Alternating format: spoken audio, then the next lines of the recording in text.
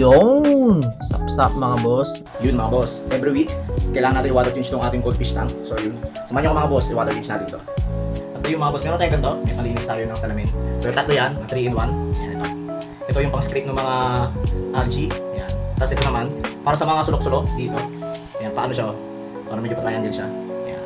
Kasi ito, yung pang salamin talaga. So yun, wala pa naman masyadong algae, no? Kaya ito lang muna gagamitin ko para lang medyo luminaw to. Tara mga boss, kakabit lang siya dyan. Tapos naano naman siya. Yan, para may bola siya dyan.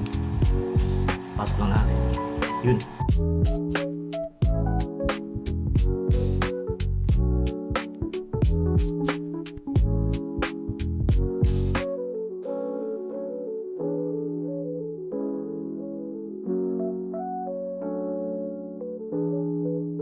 Yun mga boss, ito yung nabawas natin sa 20% na tubig. Kasi ito, parang hindi masaya, ipanilig na natin sa mga halaman natin sa labas. Tapos mga boss, lagyan na natin ito ng tubig ulit para umabot siya dito.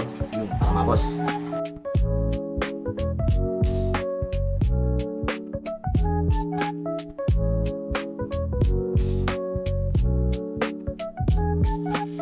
Yun mga boss, tapos tayo mag-water change, no? Palinis na uli yung tubig nila.